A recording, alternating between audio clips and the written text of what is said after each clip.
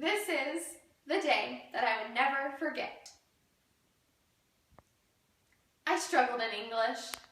It was never my strong subject. In fact, the third grade I was tested and I was put into resource English. I loomed over the fact that in the third grade, I was reading at a first grade level.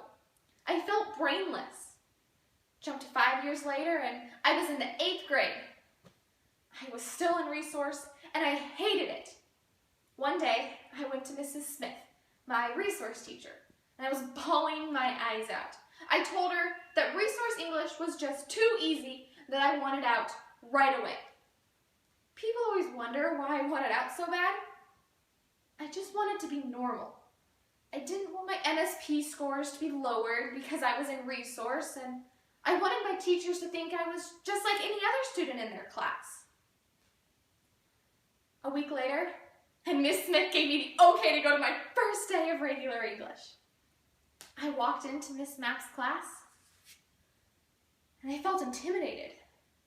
I didn't get some of the material they were covering, but I didn't give up.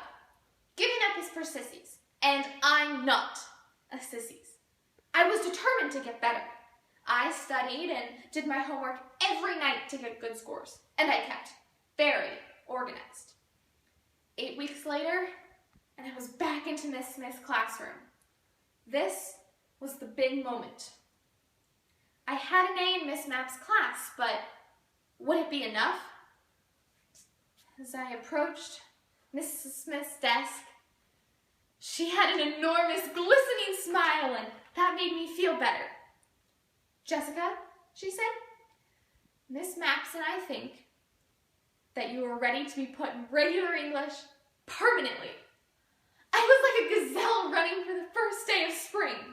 An unwanted weight had been lifted from my shoulders, and I could fly. On the outside, I acted cool. But on the inside, I was jumping off the walls. I could taste the victory of 5 years in the making.